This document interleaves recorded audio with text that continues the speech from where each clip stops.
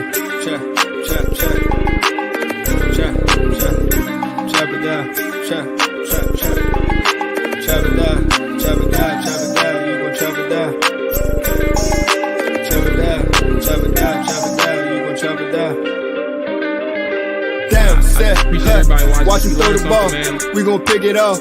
You gon' let him hit the hole or you gon' cut it off. You gon' play through fourth and long or you gon' punt it off. Your defenders heavy hitters, put your pads in.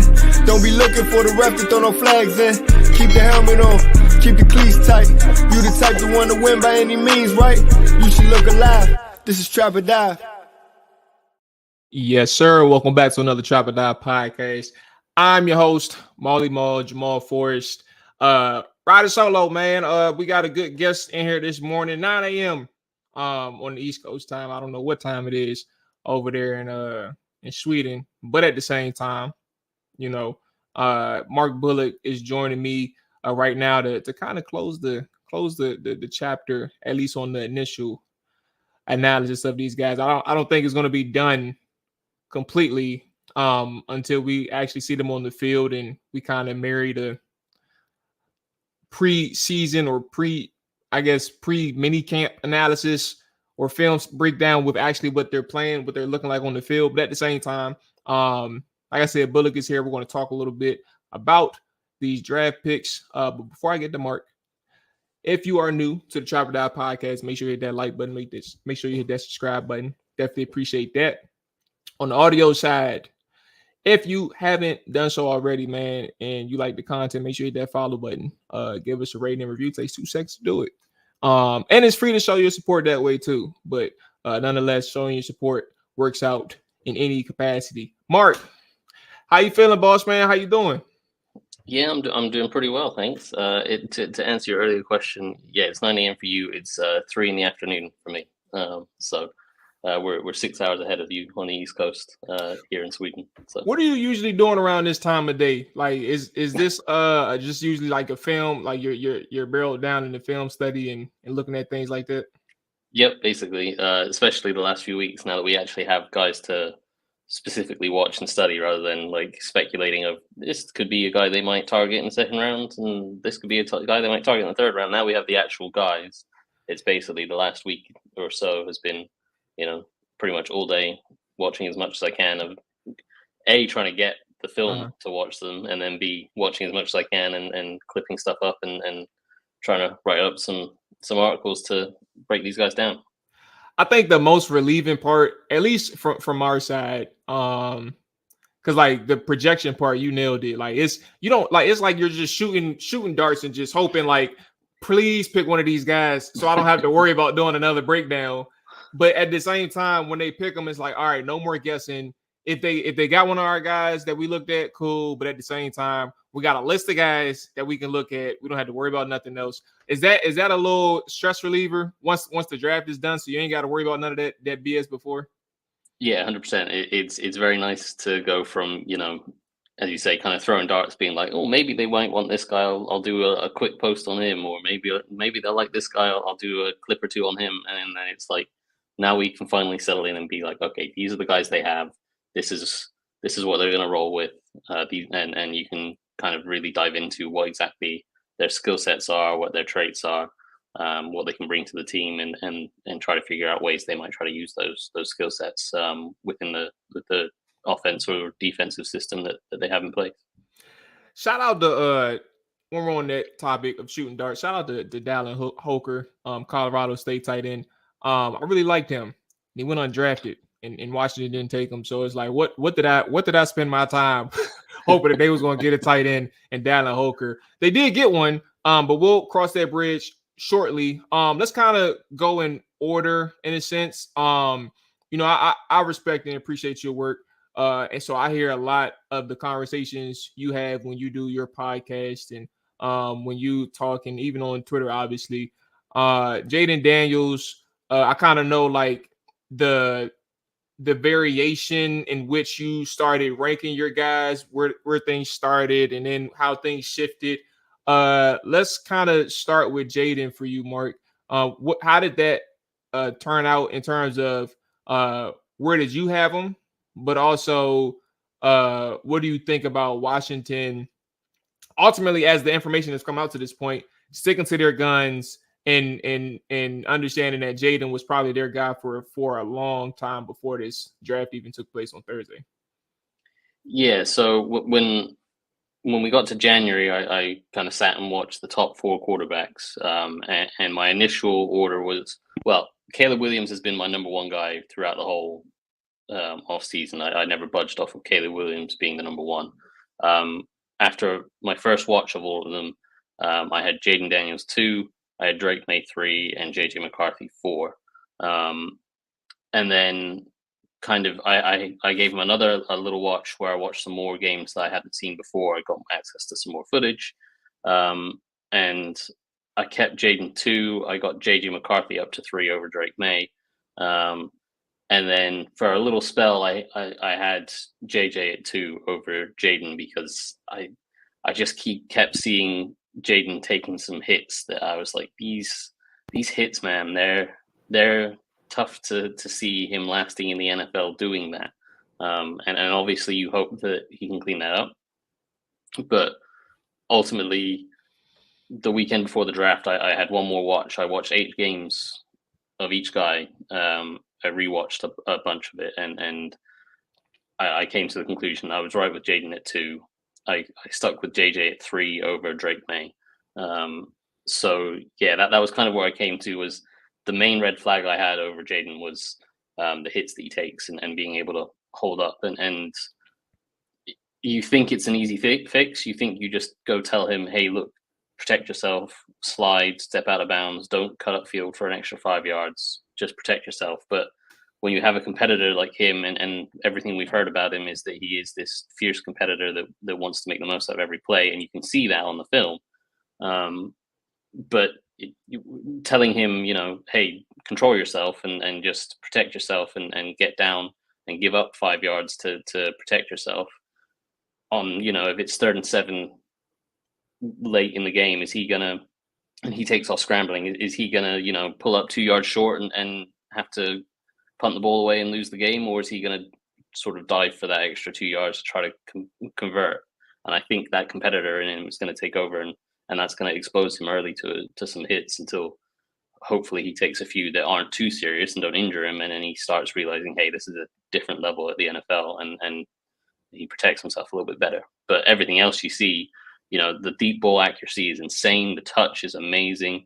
The ability to process and work through reads is good, and it was improving.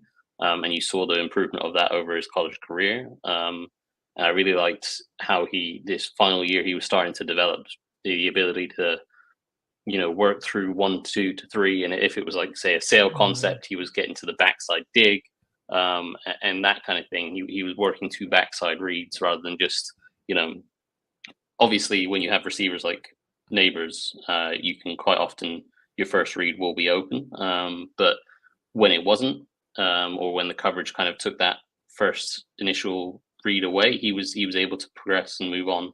And so you saw a lot of the other traits that means he could win from the pocket first and foremost. And then obviously when things break down, that running ability is second to none. And he can turn a broken play into a 40-yard, 50-yard touchdown run. So incredible talent. And the only real red flag for me was the hits. So hopefully he can fix that.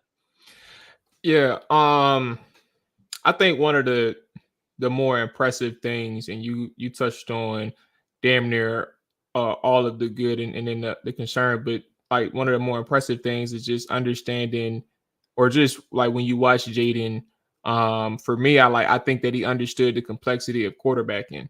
And what that meant was no matter how many half field reads LSU would deploy, or simple slot fades, or like however they deploy their offense, you said it, he can work his progressions to a point where he can find the backside of a play, and it's all within the timing of the offense. And I think that's the more important thing, is like understanding that there's a timing within the system, understanding when these receivers are going to get out of their breaks, and just having that chemistry with these receivers is impressive, but it's also like showing like the off the field spot, like how he even went to developing that in his preparation. And the common knowledge at this point is we know that he had those early workouts, those 5 a.m. workouts, and ultimately the receivers got on board with them. I don't know the full details of what went on in those sessions, but obviously for them to be committed just as much as Jaden's committed, you see it play itself out on the field. But back to the on the field thing and just working those progressions, I think that is the part of quarterbacking that sometimes people, and this is just my rough opinion of a person who just watches film and is a fan of football, who doesn't know a lick about 10 plus year experience coaching and all of those things. I'm just in that place where I feel like seeing somebody execute at that level, in the college level, is much different than some of these other guys who would panic or maybe bounce outside of a pocket and try to create because they aren't trusting what they're seeing, or maybe their internal clock is just clicking way too fast. That processing and that maturity from that standpoint of quarterbacking makes me even more comfortable knowing that whichever system we had, if it wasn't Cliff Kingsbury here, I think that he would have been comfortable being able to pick it up and work hard enough to develop in whichever areas he needed to grow. Yeah, I agree. I think that ability that he picked up, he kind of developed this year, was that ability to get to those backside reads. And the thing that gets me excited about him specifically with Kingsbury is he can kind of dictate coverage. You're not going to want to play a lot of pure man coverage against him, because he's going to outrun any kind of spy that you have, and then the rest of the defenders have their backs turned, and before you know it, he's got 40 yards before they've even realized that he's not in the pocket anymore.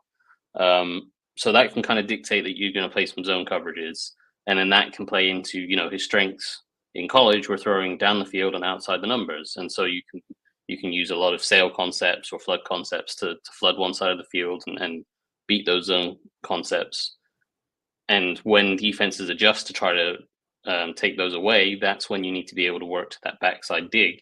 And that's when you can start throwing over the middle a little bit more comfortably, because the defense is all shuffled over to one side trying to cover the flood. And you've got that backside dig. And that could be a Terry McLaurin or, you know, whoever Washington might want to put on that backside dig that can pick up some big yards after the catch. And so Jaden being able to show the growth in his game to be able to work to those backside digs and just normal plays where you're working from 1 to 2 to 3 to 4 and you're getting to the backside shows that he's able to work through stuff and process a lot of information pretty quickly. And we've all heard about the VR stuff that he's been doing and how that's helped him. And that's clearly paid off, because there was a noticeable jump in his play this year compared to years gone by, where he's able to sort of read defenses from the pocket and stay with reads and not just stick to, you know, I've got Malik Neighbors running a slot fade. I'm just going to stick to that. It's okay. Well, they've got a safety over the top of that, and that's not really on. So I can work to either I can come underneath to the little stick route to the tight end, or I can work to the backside and hit a slant or a dig or whatever. So there's a lot to like about where he has come from and where he's grown to. And there's no reason to think that he can't continue to grow on top of that. So I think that makes him a real appealing package, is that growth that he's shown, the ability to work to the backside reads, and how his running ability is something that's going to threaten defenses into certain coverages, and you can exploit those coverages with certain concepts, and his ability to get to the backside stuff is what can exploit those coverages too. You spoke on the next thing I wanted to touch on before we went to pick number 2. Look, bro, that rushing ability of Jaden, you have to be gap disciplined when you rush this guy. You have to understand like your contain assignment, whoever they want to put out there defensively as a contain man, unless they want both edges or whoever that spy is, like you can't lose them.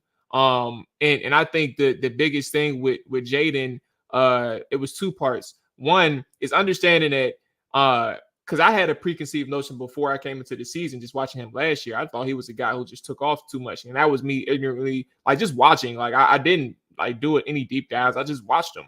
And I'm like, he didn't hit much on the first level. And then he was a guy who was like, man, F this, I'm taking off. But just watching in year two is just knowing how much of a threat his arm was. And then he said, all right, if nothing is there, or if they want to give me this gap to run through and not stay disciplined, I'm going to take off. And if y'all aren't going to respect the fact that I can burn you for 80 on the sideline, then I'm going to make sure you pay. And he did it against several SEC defenses. He tore Alabama up both years with his legs and his arms. I think that's probably one of the biggest things is understanding that, one, he is a pass-first quarterback. I don't know what the transition will be like as a rookie, but he has become a pass-first quarterback. But secondly, you cannot sleep on him as a runner because obviously, as we know, he's an athlete and he's an athletic quarterback. But that man can take one. You said 40. He could take one for 60 in the NFL, maybe even 75. I don't know. He wants to be one of the biggest running threats in the NFL. He stated. I don't know exactly when he said it. Sometime after he was drafted, he wants to be one of the biggest run threats in the NFL. And I think if so long as he protects himself, he can very well make a case in due time. Yeah, I might have sold him short a little bit by saying he can take it 40. Because there was the read option play where he took it 85 yards against Florida for a touchdown. So I don't want to sell him short, but that running ability. People used to hold it against quarterbacks and be like, you're just a one read and go runner. You're not really a quarterback.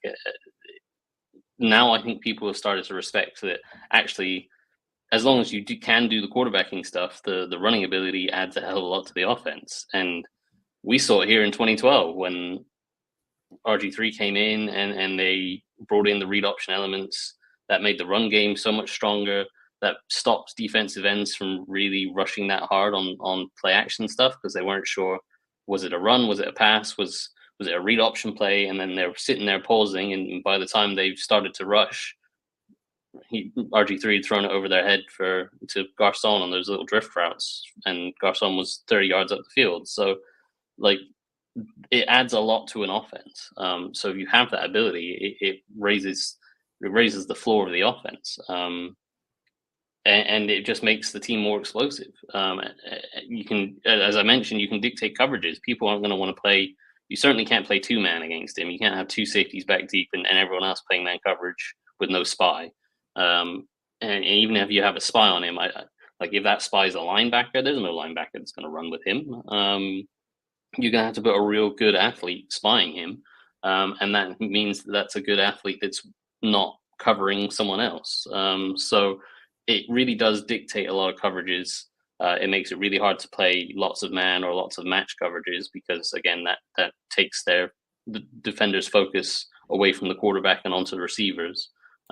So if you're having to play a lot more zone coverages, it becomes a lot more basic, and that makes it much easier to game plan for you. If you know the team's going to run a bunch of cover 3 all game, you can run route combinations that break those coverages. So yeah, and you saw that in college. Like there was the Auburn game where they were running a lot of cover 3, and he was starting to beat the cover 3, so they tried to switch it up to man. And the moment they switched to man, he ran for he took off, and I think it was 45 yards down the field before even a defender realized that he wasn't in the pocket. So that is the kind of electric ability that he brings to any offense. And thankfully Washington's offense. So yeah, it's just for me that the only question about that is, can he protect himself at the end of it? Because the insane part to me, as probably the not competitive guy that Jaden Daniels is I'd be thinking when I got 45 yards up the field, I'd be thinking, hey, I've just picked up 45 yards. That's great. We're in a great position. I'll just step out of bounds and we'll be good. Whereas Jaden Daniels is thinking, well, I can possibly make this guy miss and then take it another 20 yards for the touchdown. And then ends up running himself into a hit instead of protecting himself. So that Ole Miss game. Yeah, so that's where he's got to be careful, because he's going to feel those hits a lot more. They're going to have a much bigger impact in the NFL. Like trying to hurdle an offensive lineman or defensive lineman between the tackles, that's not going to work. And it obviously didn't work in college for him, but I've never seen anyone try doing that before. And the fact that he did is, I guess, speaks to his athletic ability. But even then, the hit that he took from it was crazy. Like, was it worth it? Exactly. Was it worth it? Exactly. So you can't be silly with that ability. He's got too much talent to waste taking those kind of hits. So I just hope that he can learn to protect himself a little bit better, and accept that 45 yards on that rush is enough. I don't need to take it all the way to the house every single time. I can just slide and protect myself and then run for 20 on the next play. He just needs to protect himself that little bit more. But everything else, like that rushing ability, adds a huge dynamic to the offense that immediately makes the offense probably it should elevate the offense into one of the better rushing teams in the league, because, as you mentioned, they have to be gap sound against it. And it's really hard to be gap sound against a good team that has a read option quarterback that can take 85 yards to the house. And then you bring in the other guys like Ben Sennett that I suppose we'll get to, that you can have on the arc blocks and build a whole package of read option stuff off of it.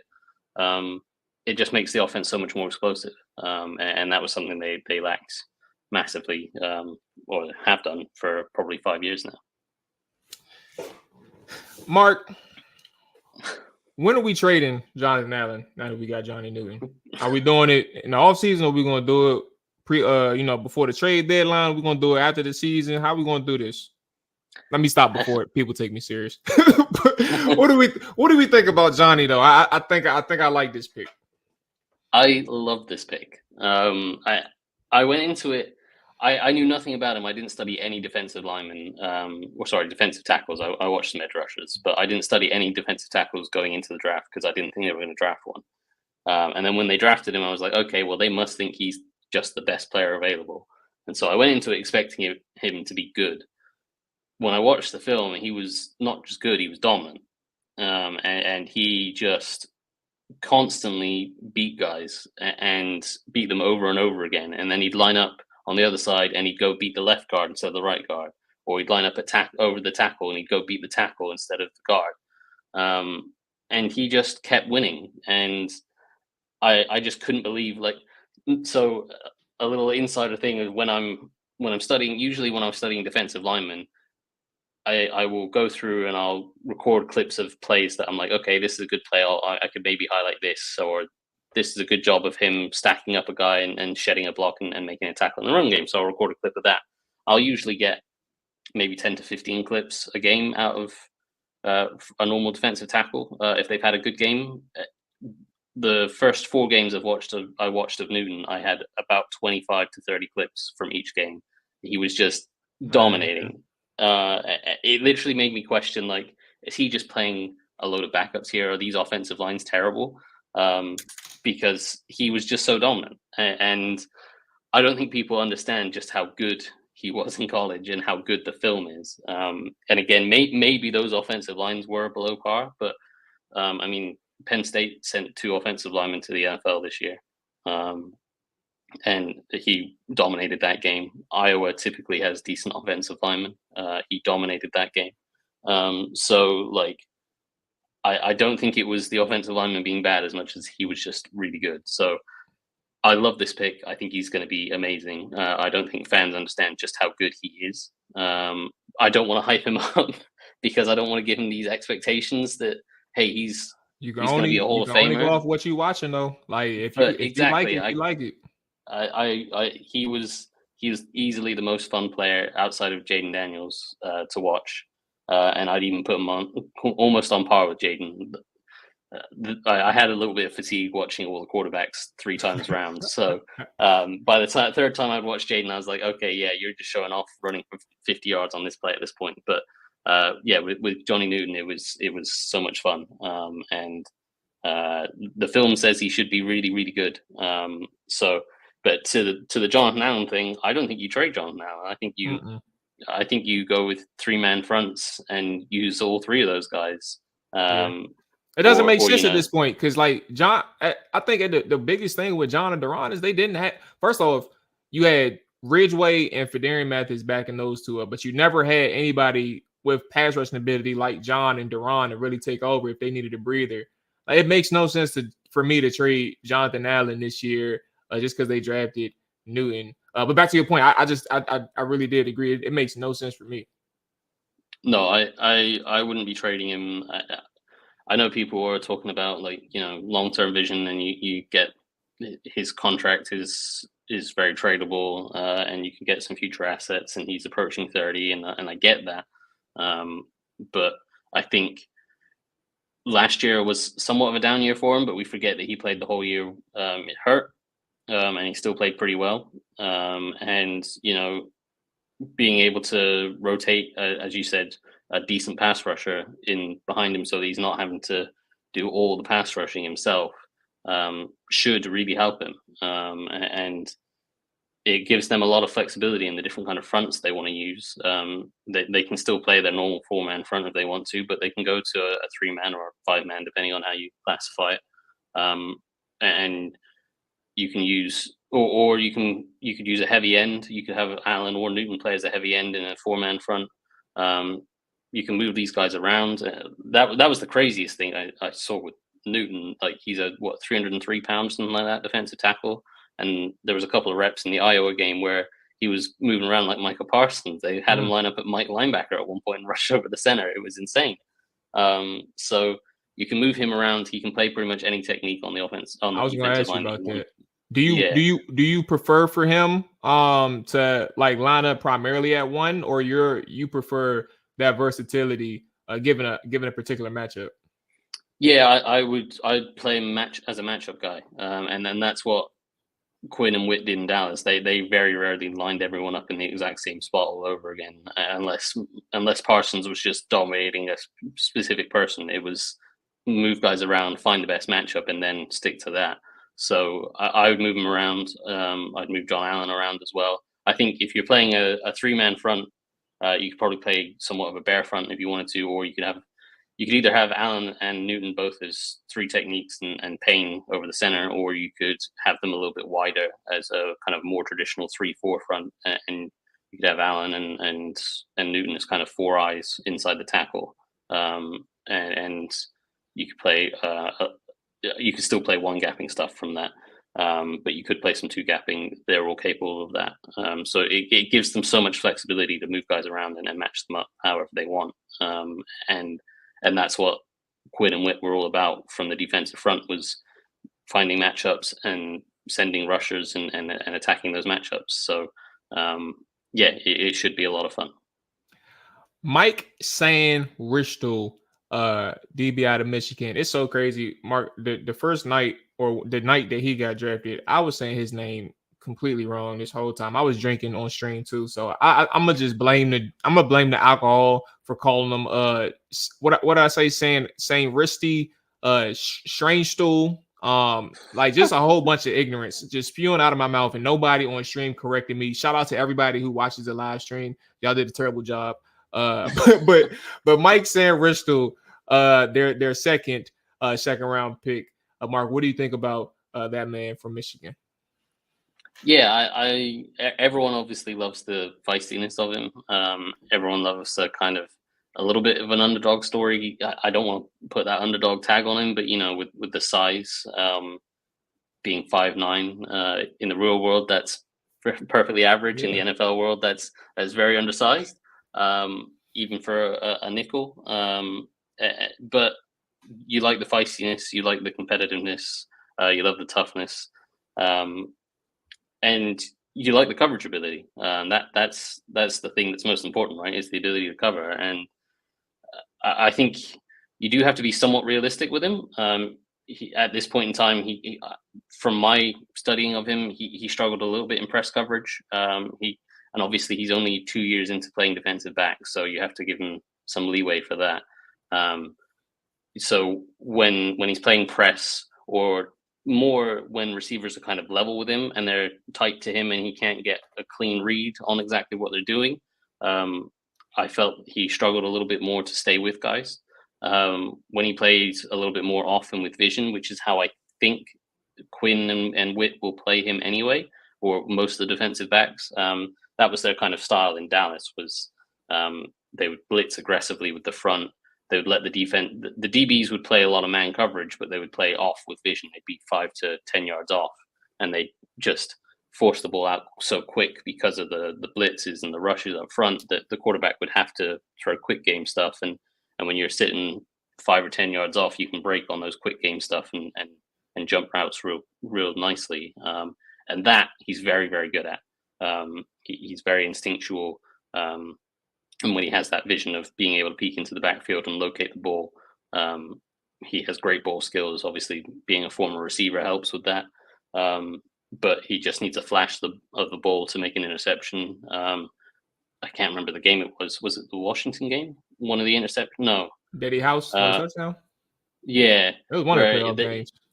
Yeah, there was a wheel route, and he didn't get himself in the greatest position, and he kind of let the receiver get back inside of him, and he flipped his hips open to try to turn and run with the receiver, and just got a flash of the ball and peeled off and made the interception. And all it took was a little flash of the ball, and he was like, okay, I'm playing the ball now. And he went and made a play. So the ball skills are great. You love the versatility that he's shown. I think he could be a pretty good safety as well.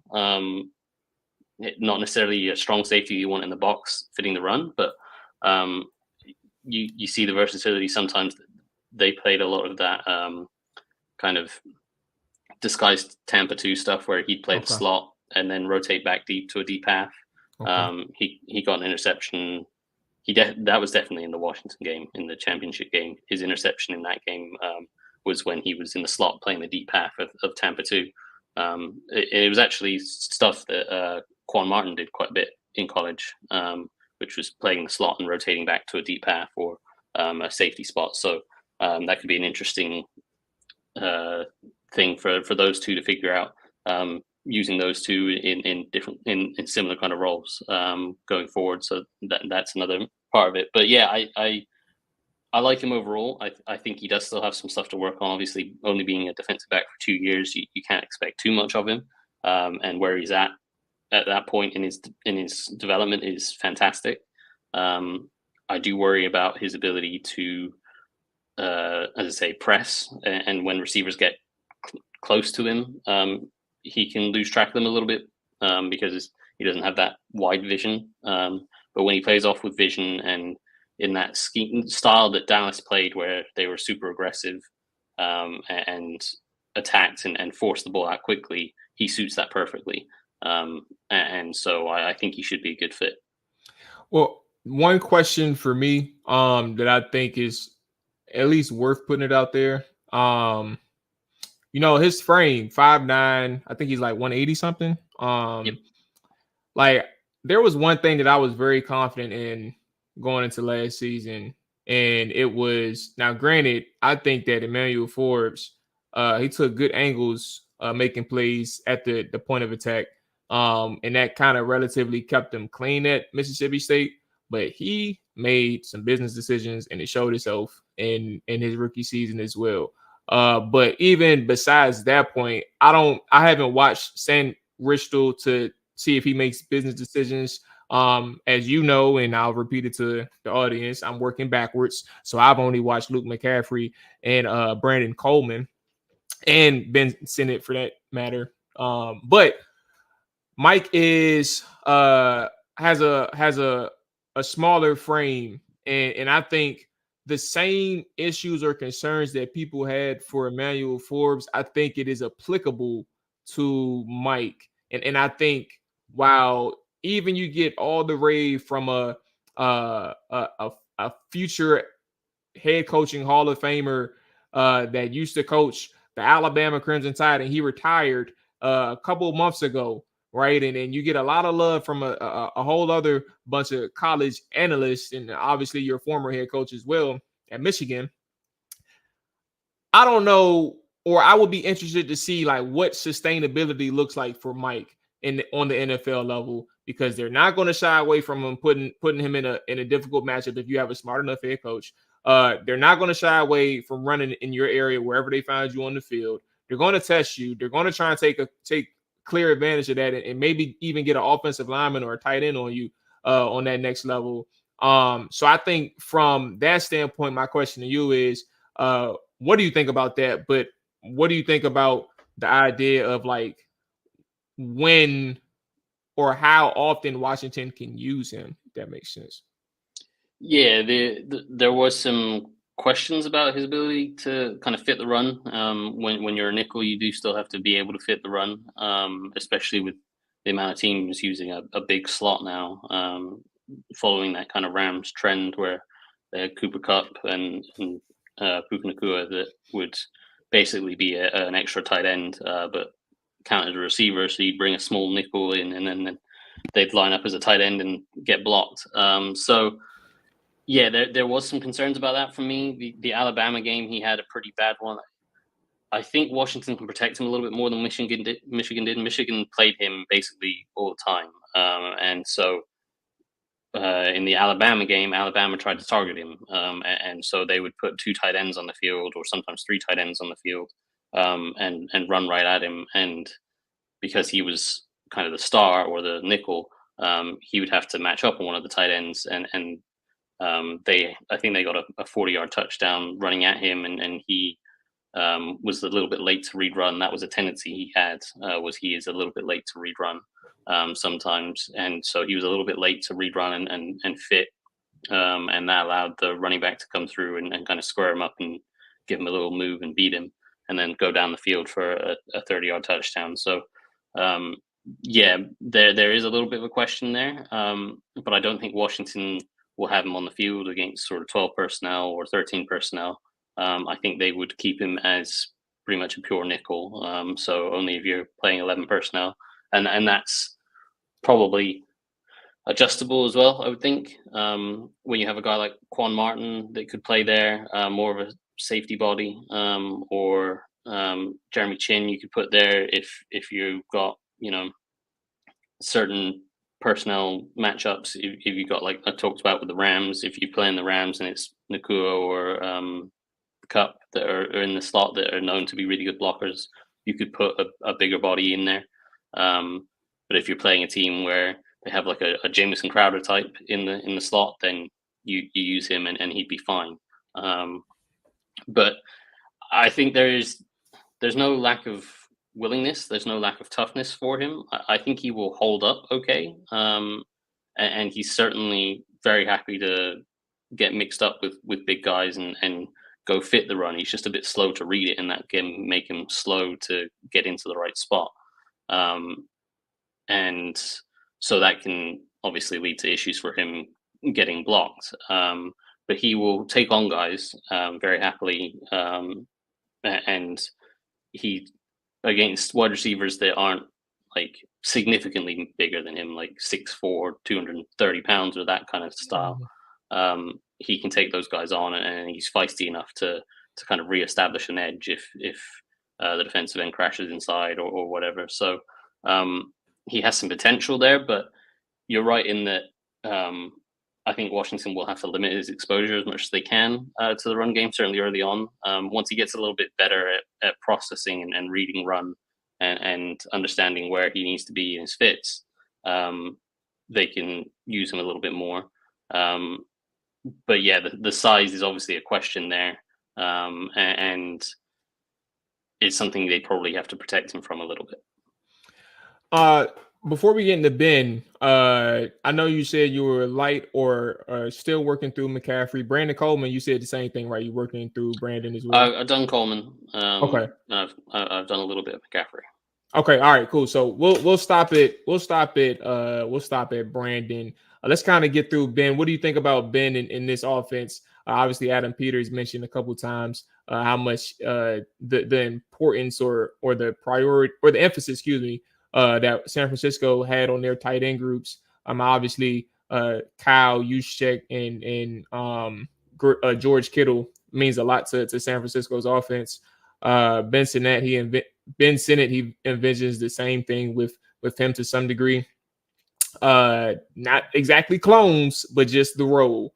What do you think about Ben in that selection with their second rounder?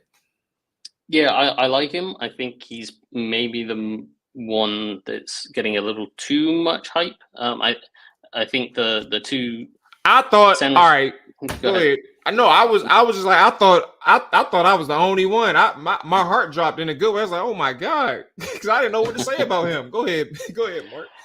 I think him and Sam still are getting slightly too much hype for where they are right now. I think they both have the potential to be the kind of players that the fans are hyping them up to be.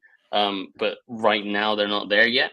And you can see it with Sennett in particular.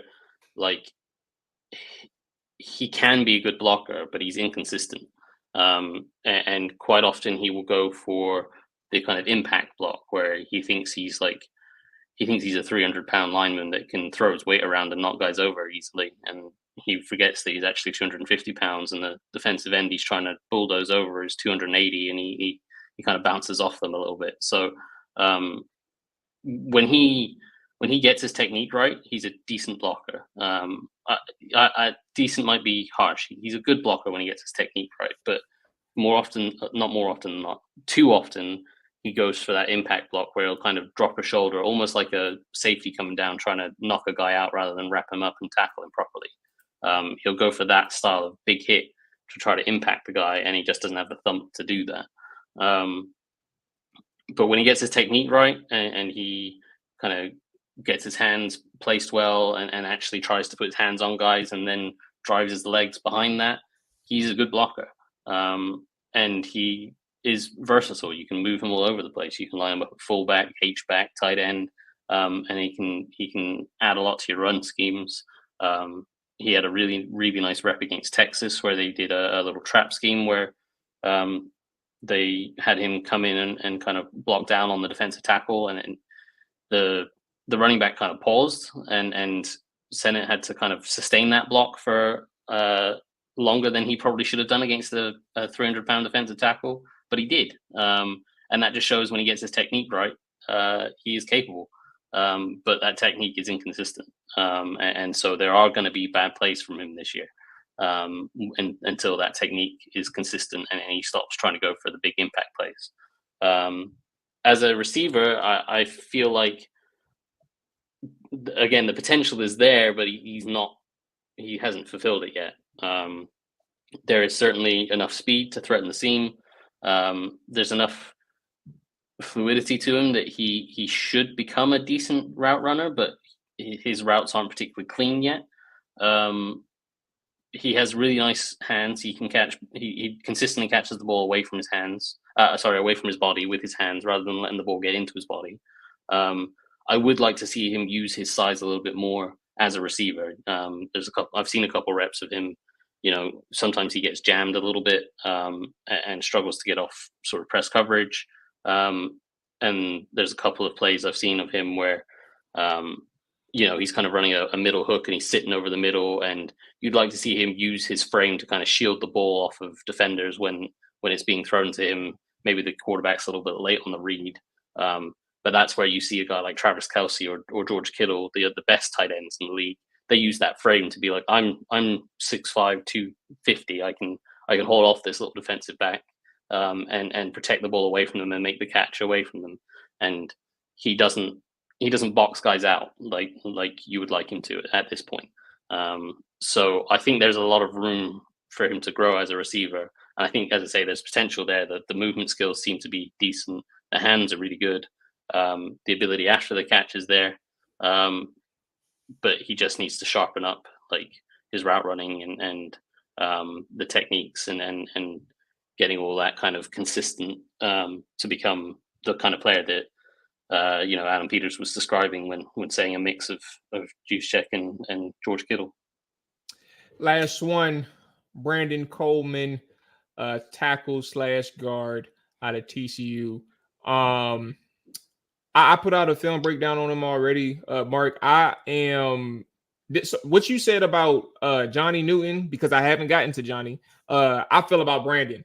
I think that there was some things that obviously, like technically speaking, I think that he can get coached to improve those things. But from a trait standpoint and like his consistency throughout the films, I think that there is a clear display of why they want and why they were firmly adamant that he can play left tackle for them. Yeah, the punching is great, right? That's his biggest asset. Is he's so good at timing his punches. His placement on the punches is great. Very rarely is it, outside hand down the middle, which is really easy to swat away. It's always outside hand to outside pec or even the shoulder. And once those punches are heavy, and then you can see the impact of defenders. They get knocked back by those punches.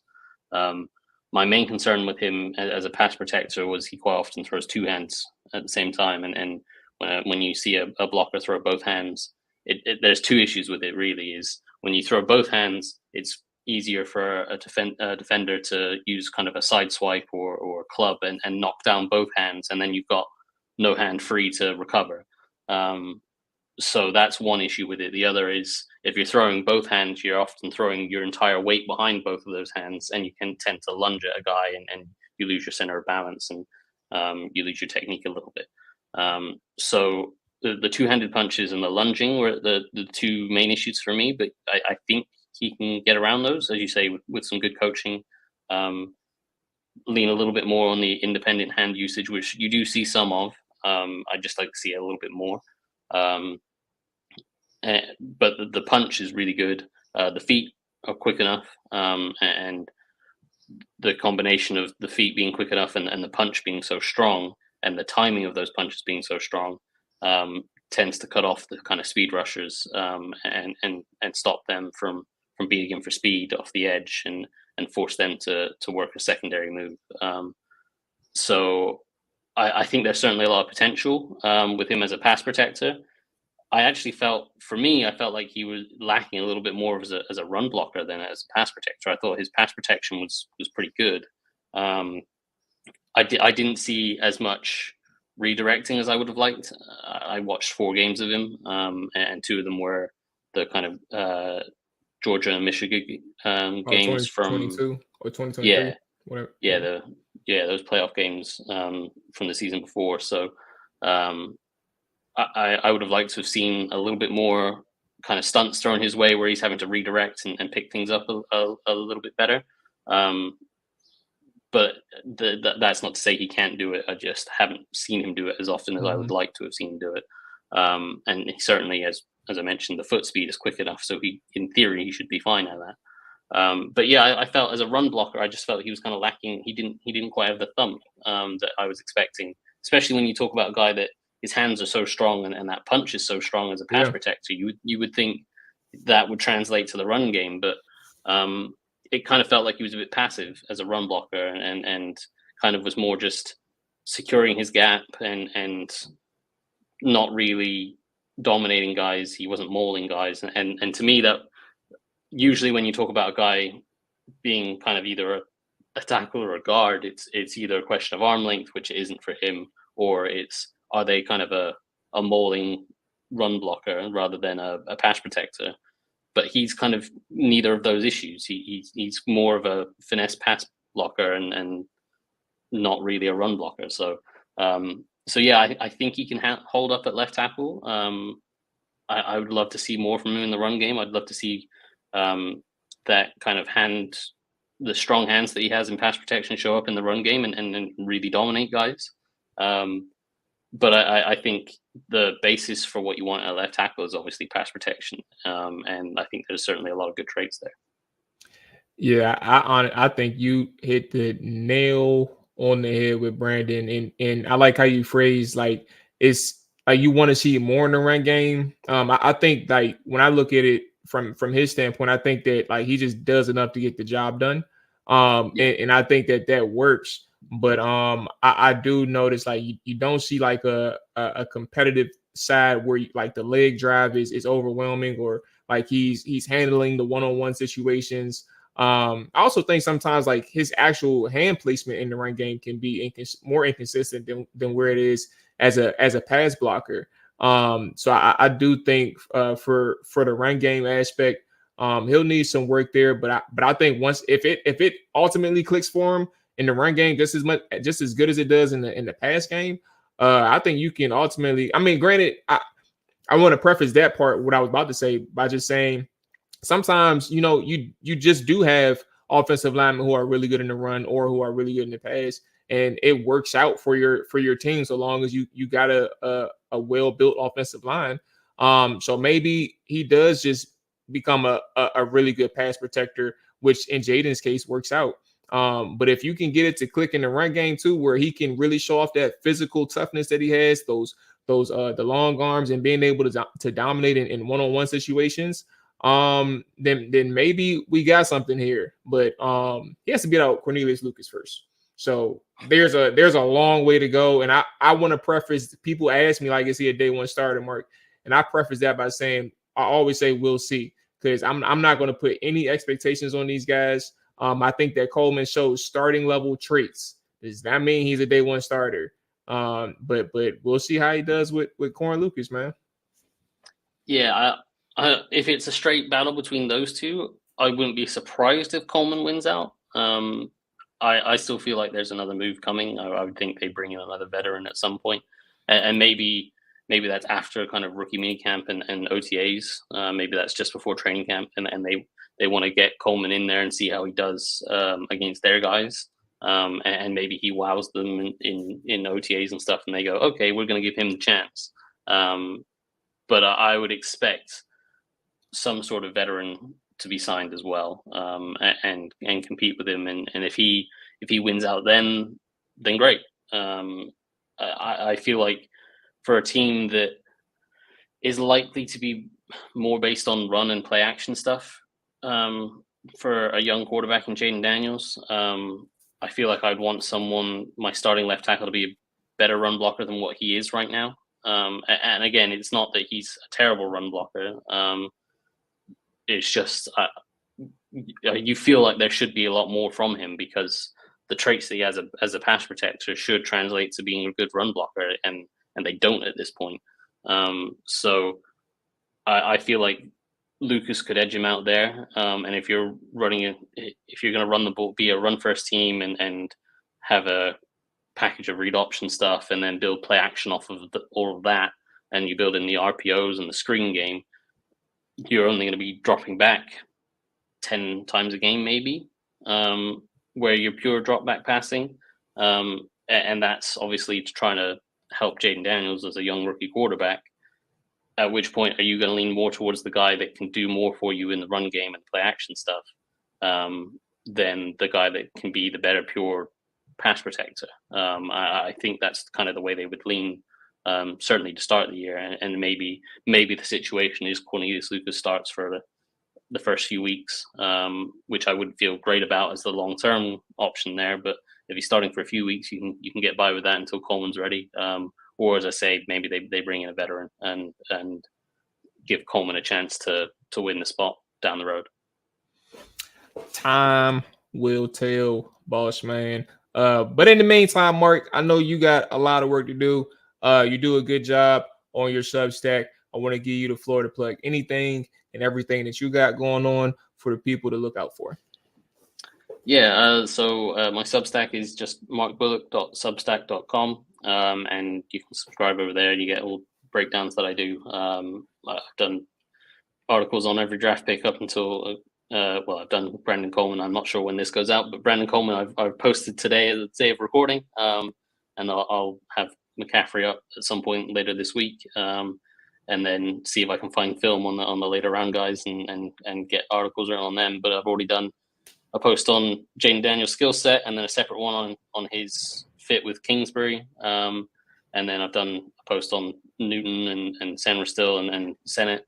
And then, as I say, Coleman out today. So, I'm just working through those draft prospects and breaking them down. Boom. There it is. Mark Bullock, ladies and gentlemen. Till next time, y'all take it easy. Peace.